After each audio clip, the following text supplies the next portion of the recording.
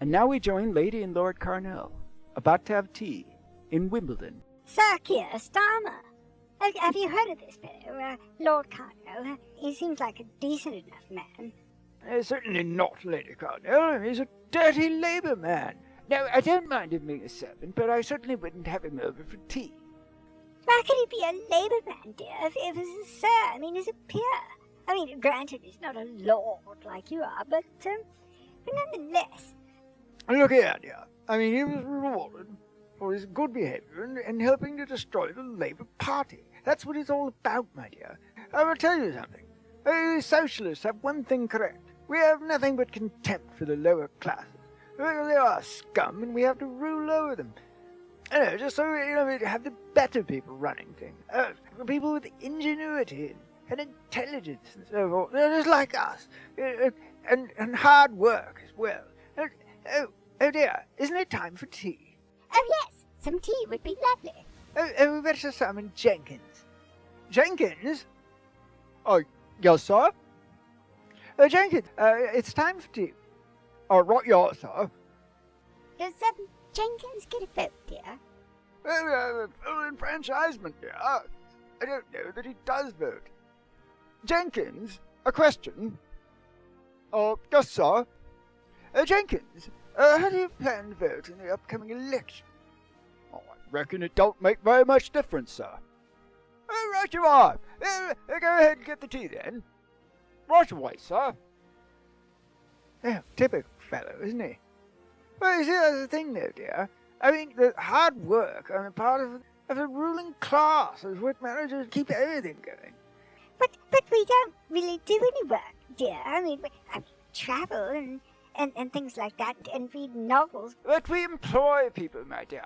Without us, nothing would get done. There would be no work. They would all starve. Oh, yes, dear. And then they would turn cannibal, wouldn't they? Well, there might be an element of cannibalism involved in it, my dear. That's quite possible. They're naturally cannibals. Oh, heavens! Is Sir Keir Starmer cannibal, do you think, dear? I imagine he's put some teeth into it before. He's got the right sort of jaw for it, doesn't he? Cro-Magnon looking. Reminds me a bit of the Piltdown man, in fact. Oh, dear! Well, we can't have him for Prime Minister, can we? Look here, dear. I mean, look, Sir Keir Starmer is a good fellow. I mean, you may say, yes, he's a dirty Labour man and all that, but in fact he's destroyed Labour. Oh, well, I mean, Labour was very largely destroyed years ago. He's put the final nail in the coffin. Labour's dead, my dear, and long may Labour lie dead. Come up with some anti-Semitism prank. Oh, dear, anti-Semitism? Yes, dear. I mean, he carried out a Red Scare, didn't he? I mean, basically within his own party. Well, he had help from the outside, of course, but nonetheless, yes, a wonderful man. Have you ever met Keir Starmer, Lord Carnell? Oh, yes, met at the Racket Club a few times. I always let him win, of course, because you've got to do that, to encourage him. Well, so what you're saying, dear, is that the Labour Party, although it still has a name, certainly doesn't represent working people anymore. There's dirty scum and people like that. So it's actually serving us. Is that right? Oh, yes, dear. And it's actually rather marvellous. I was talking to someone over at the club the other day. Watkins, as usual, I was slamming Labour. And I said, well, look here, the new Labour's not so bad, I mean, tell what they've done for the tax laws. I didn't like Blair. I mean, he seemed gay to me. As I understand, he's turned into a salutary fellow. Working with Israel and whatnot.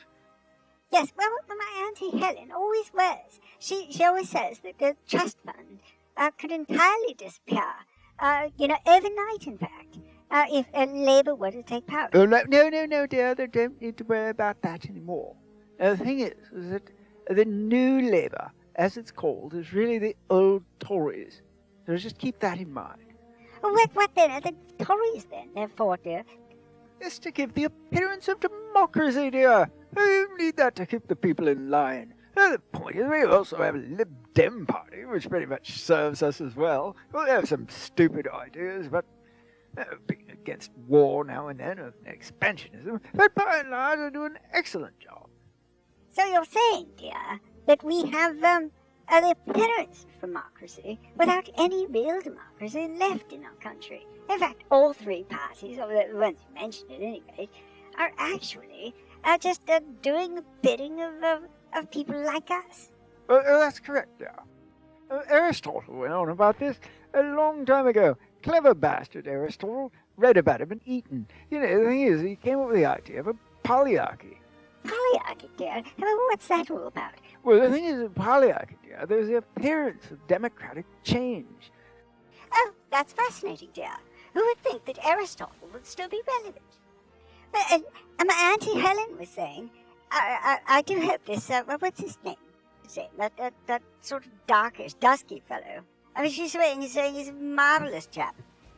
But I just can't see it. I mean, he looks like he's from India, dear. I mean, I don't want to say anything out loud about it, and so forth, but India.